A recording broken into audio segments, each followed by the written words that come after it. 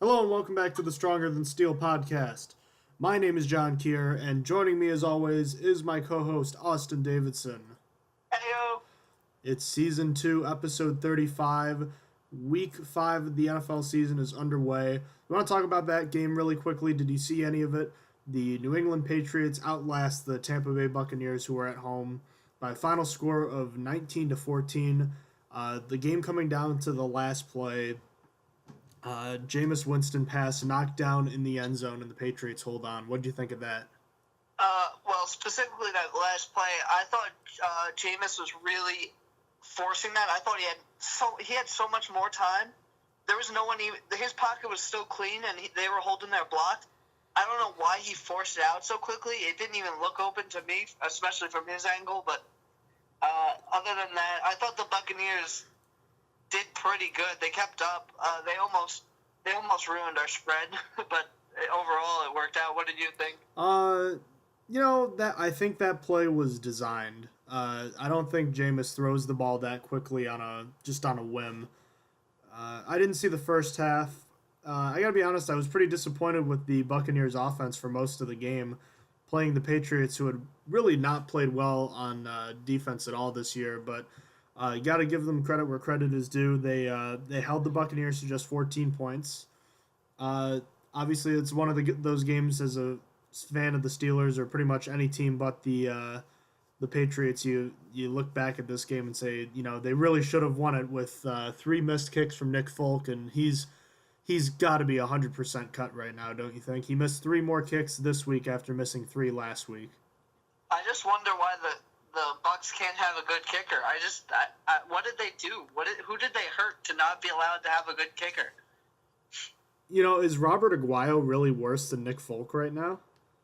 I honestly don't think so. I think they could have stuck with Robert Aguayo and done exactly the same. Even Josh Scobie has made a couple of kicks in Pittsburgh. He missed a bunch in the few games he was with Pittsburgh, but he still made some. What has Nick Folk made, any this year? I know he's made a few, but, it feels like he's missed everything. Oh, he threw that game. He really messed up for the Buccaneers. Scobie was awful, and I think there was one game where he actually missed enough field goals for it to be a loss, but still, now it's Nick Folk 2 weeks in a row, and I think it's time for him to go. His career average going back to 2007 is 80.3%, so that's not bad. It's not great either. Last year was one of his better years, going 27-31 with an 87.1%. Through 4 games this year, he is just over 50%, making 6 of his 11 field goals, and he's missed 2 extra points as well. So it's not been good for the 32-year-old from Los Angeles out of Arizona. He's had a rough season for sure, and I think he's 100% cut, to be honest with you. But in any case, the Patriots are 3-2, and the Buccaneers are 2-3 now, I believe. No, 2-2. I forgot they had a bye week. So we can move on to some Steelers news. Not too much to talk about right now until we get to the injury report, but all week, I don't know about you, Austin, but all I heard about was the Antonio Brown meltdown and then the subsequent reaction and condemning of his actions by Mike Tomlin and Ben Roethlisberger, which I honestly think just threw fuel on the fire and made it so much more of a story than it ever needed to be. And, now they're downplaying it, but, they didn't start doing that until, Thursday, Friday, when, there had been plenty talked about and discussed. So just a quick recap of what happened for those who don't know.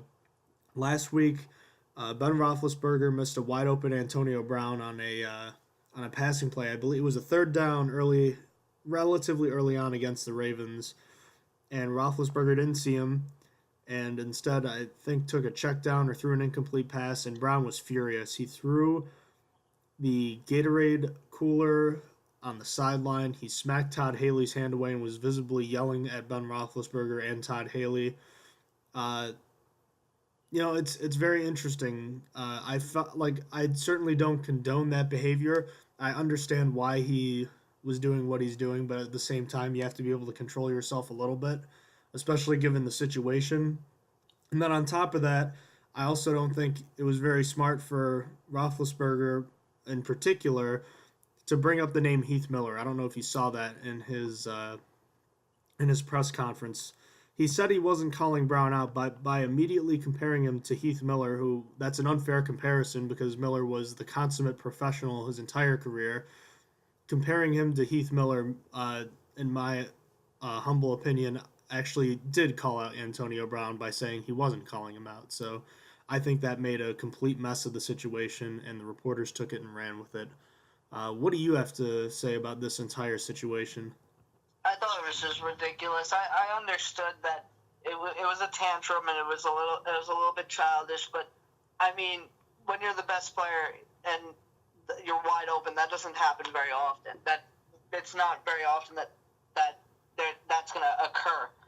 He's in double coverage a lot of the time, so without anyone, I can understand why he'd be mad there. But it wasn't Roethlisberger's read. Roethlisberger said that it wasn't his read. He checked over there first, and then he went to the next read. It wasn't his fault for not seeing it.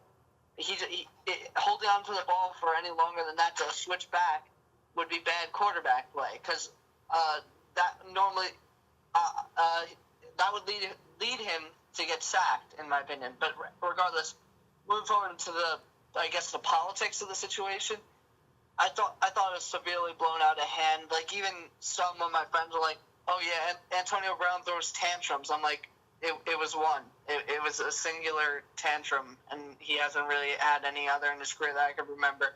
So it got way blown out, and that's all I had to say about it. Well, I think it's funny because, you talk about distractions on the team, and yeah, they're kind of self-imposed in this case.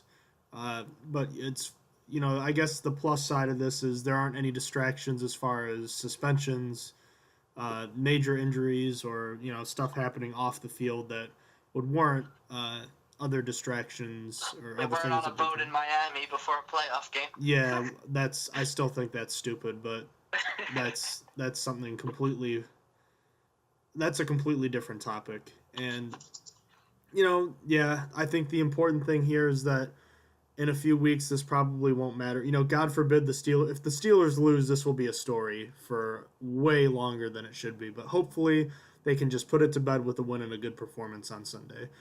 So looking ahead to the game now, we can check out the injury report. It's a pretty short list for the Steelers, Austin, but kind of a surprise addition to it. Martavis Bryant is now questionable with an illness. Have we heard any additional information about this? Nope, I found it. I learned from Ian Rappaport this morning, and then there's nothing else about it. Just said he was sick. I don't know. Yeah, we'll obviously have to monitor that closely. Losing him would obviously be a pretty big loss.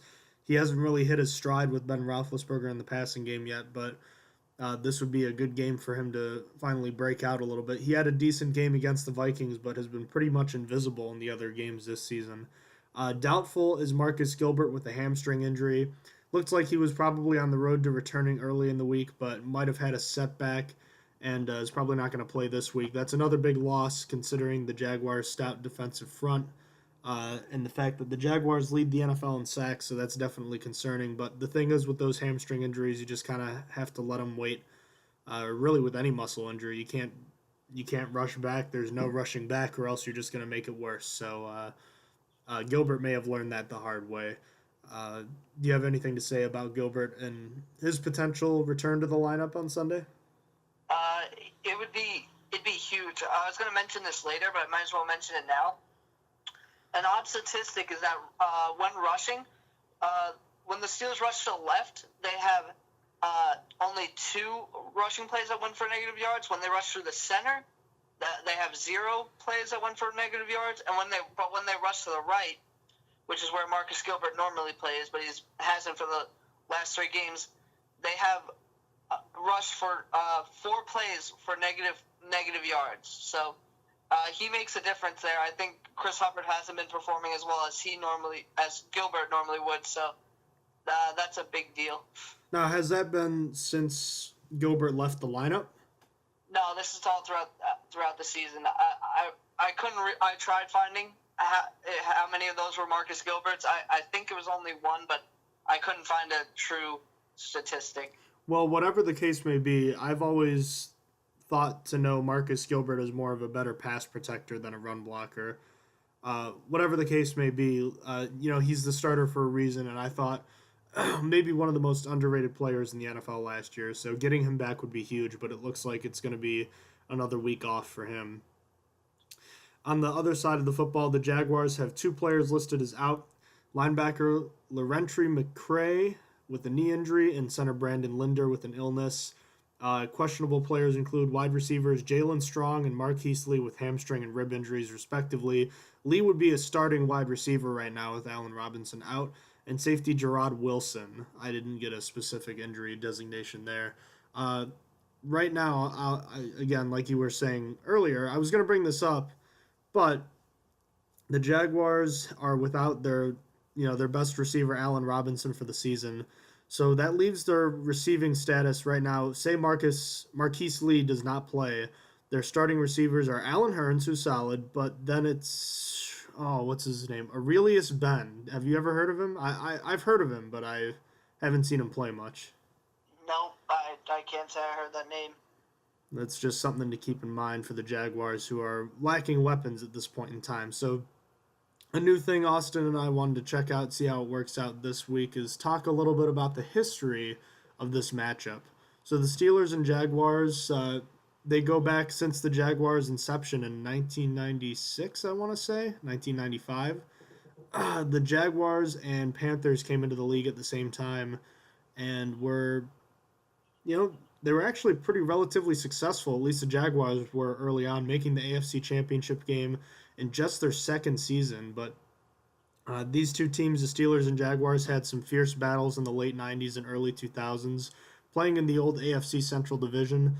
The Jaguars actually had a winning record against the Steelers in the 1990s and 2000s. The Steelers currently hold a 2-0 advantage in this decade, however.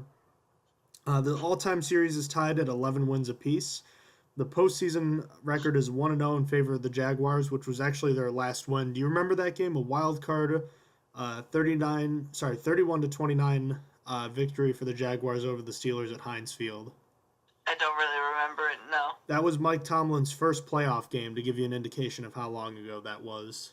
The last Steelers win came in the last game they played, which was 17-9 in 2014. You remember anything about that game? That one I do. That one I remember it being relatively close. And if I remember, there was a pick six. That was Bryce McCain. Bryce McCain had a pick six when it was 10-9, and the Steelers were ahead. There was no real reason to think the Jaguars were going to put together a ton of more offense, but the game was still in doubt, and McCain's pick six took care of that. So also in that game, I remember Michael Palmer caught a touchdown pass. That was a tight end. So those were the Steelers' 2 touchdowns in that game. So the Steelers have now won 3 games in a row. They won a game the following season after that playoff loss, and they won against the Blaine Gabbert-led Jaguars in 2011, the last time these two teams played at Heinz Field, 17-13. And just a little fun fact about this, rivalry or matchup, if you will, is that every game between these two teams since 2002 has been decided by 10 points or less. So typically when these two teams play, no matter how good or bad one or the other is, they've been pretty close games. So maybe not a long history with these two teams, but a storied one nonetheless. So with all that being said, and taken into account, what do you think the Steelers' offense is going to be looking at with the Jaguars? They have the number 1 ranked passing defense and the 32nd ranked rushing defense. Kind of an odd statistic here, but what do you make of all this? Well, I think the offense fared well last week against Baltimore's defense, but now they have, in my opinion, a bigger challenge against the Jaguars' defense. The only real hole they have is at free safety, which is being played by veteran Tashawn Gibson. Other than that, they're very scary. They don't have a bad piece anywhere else and are highlighted by big names such as Calais Campbell, Jalen Ramsey, and A.J. Boye. Then they have a bunch of good to decent pieces such as Miles Jack, Telvin Smith, Malik Jackson, and that's just some of them. The offense is going to need to really step up in this one if the team wants to win. The Jalen Ramsey-Antonio Brown matchup is going to be the big thing to watch this game. So far this year, Ramsey's been arguably the best cornerback in the NFL, but that may be skewed because the only good wide receiver he has seen so far has been DeAndre Hopkins, and the rest have been meh as he's faced the Titans, Ravens, and Jets wide receivers. So, still though, Brown should have a challenge this week regardless. It doesn't make it easier for the rest of the Steelers receivers when A.J. Boye plays at an elite level as well, especially when Martavis Bryant may be out due to an illness. Not even the tight ends have a good matchup here against Paul Posluszny, Miles Jack, and Telvin Smith. So all in all, the passing game might be locked up, but there is hope for this offense yet, and the hope's name is Le'Veon Bell. The Jaguars' rushing defense is ranked 32nd in the league, and while that's a bit skewed from the Jets game, Bilal Powell and Elijah McGuire aren't exactly amazing running backs that should have had that kind of game in the first place. So this is a favorable matchup for Le'Veon Bell and maybe even James Conner if the Steelers just attack the Jaguars' rush defense all game. And I think that's what they intend to do. What may hinder Bell having a good game is the offensive line. They haven't really been I'm beating the dead horse here, but they haven't been really as good at run blocking all year. And this shouldn't be an easy task against Malik Jackson, Dante Fowler Jr., Calais Campbell, and Yannick. But hopefully they can hold up because if the Steelers shut down the run game, the offense may be in for a long game. So what do you see for the offense from this game? I see some really good numbers, including 6th in the NFL in points per game by the defense. I still think that this is a lot of smoke and mirrors for them, though, as is often the case early on in the season. That doesn't mean they're without some talented players. You mentioned some of them, including Malik Jackson, Calais Campbell, Jalen Ramsey, or not Jalen. I'm sorry, I completely lost it. Jalen Ramsey, right? Yep, Jalen Ramsey's correct. I don't know why I thought he was on the Cowboys. Oh, I'm thinking of Barry Church. That's who it was. Barry Church was on the Cowboys. That's right. I'm sorry. But in any case, all these guys, including guys like Paul Posluszny, they're all players with defensive pedigree in one way or another. And having the top-ranked pass defense through 4 games is an accomplishment. Doesn't matter who you played. But at the same point, they haven't really faced a talented, or I guess not a talented, but a proven quarterback at this point. So just a quick rundown through the quarterbacks they've faced. In week 1, they played the Texans, and they played Tom Savage for a half, and then that game was over. So they also got Deshaun Watson in his NFL debut in the second half. So, that's not really a good test right there. Week 2, they got Marcus Mariota, so that's fair, but he's also not great either. 2 weeks ago in London, they faced Joe Flacco with no offensive weapons or offensive line, and we saw them last week. We know how bad they are. So that doesn't really prove anything to me. And last week they faced Josh McCown and the Jets. So I don't really need to say anything more about that. This is definitely an untested group regarding the quarterback play. Say what you will about Mariota, but I still think that Ben Roethlisberger is a far better passer than he is. And teams haven't always needed to throw the ball against the Jaguars this year because they are last in rushing defense.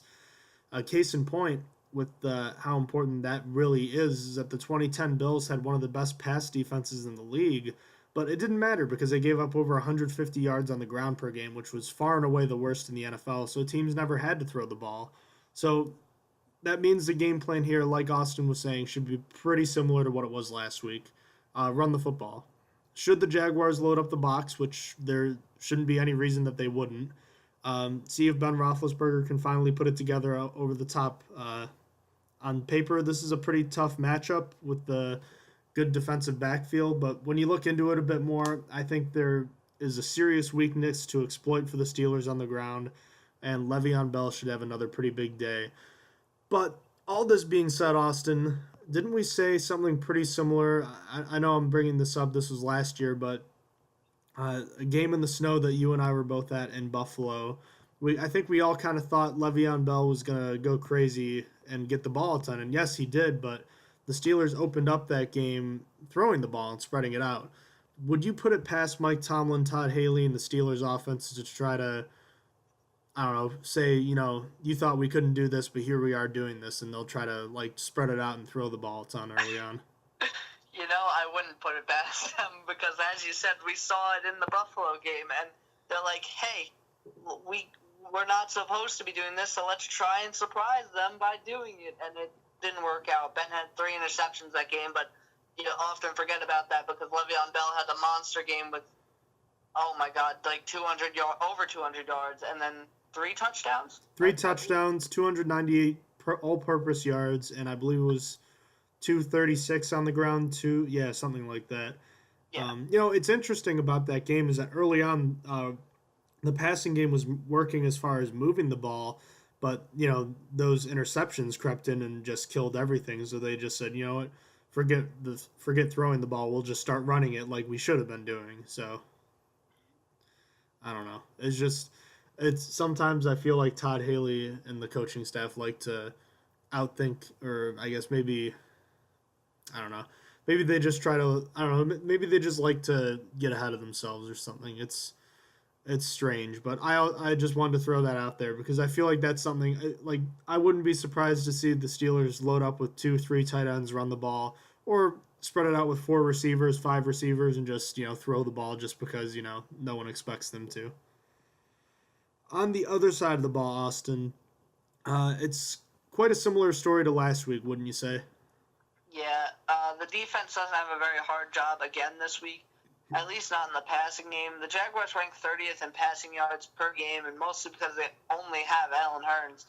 Marcedes Lewis didn't have a catch until the Ravens game, and I think the Ravens just made him look really good because he didn't record a single catch against the Jets either. So the one place where the Jaguars have been great, though, is on the offensive line. They have given up only 3 sacks this year, which is rather impressive, especially when they went up against Houston. But don't let that stat confuse you, because they also have the most rushing attempts per game at 138. And that's 30 more than the Steelers, and the Steelers have given up only 4 more sacks, 7. So that stat is skewed because of how much they rush, but it's still a low number nonetheless. But other than that, the Jaguars have really put their offense on one guy, which is Leonard Fournette, the reason why Blake Bortles doesn't get sacked that much. There's a reason the Jags rank 2nd in rushing yards a game, and it's because the Fournette-Ivory backfield duo has been amazing this year. But Fournette isn't just a threat in the running game. Against the Jets, he tied for the lead in receptions, and he had the most receiving yards, as well as the only receiving touchdown in the game. And actually the only offensive touchdown of the game, but he got it on a reception. So he is truly a gigantic threat, especially when the Steelers rank 23rd in rushing defense. But good for the Steelers that he's the only real thing that they need to contain. But then again, Jordan Howard was the only thing they needed to contain against the Bears, and we saw how that went. So what do you see from the defense this week? Well, again, it's another pretty good matchup for the Steelers. We've just talked about it. Their only real weapon is Leonard Fournette on offense. As you mentioned, he's not just a weapon between the tackles, but he's also a weapon in the passing game. He cannot be allowed to have a big day like Jordan Howard did in Chicago 2 weeks ago. Load up the box, make sure you're responsible in your gaps, and make sure that when he's getting tackled, he's not getting, hit because people are going to bounce off him. He's a big man. Gang tackle him. If he's relatively limited this week, then the Steelers are going to be in good shape on defense. The rest of the offense doesn't really inspire much confidence. We talked about this with Marquise Lee already, but Allen Robinson being gone for the year means that they have Allen Hurns as their number 1 receiver, at best a Marquise Lee that isn't 100%. And then the rest of the guys, I don't know much about this offense. We have Cam Robinson, who's a first-round pick, Marcedes Lewis, who was good in 2012, and case in point, he has 4 catches on the year and 3 touchdowns, but they all came against the Ravens. So do with that what you will. Chris Ivory was pretty solid, good backup. I'll give him that. And TJ Yeldon, who has not seen the field this year. So another question I have to ask you, Austin, is why does every former Alabama running back show promise early on in their career and then just fall off the face of the earth? I have no idea, to be honest.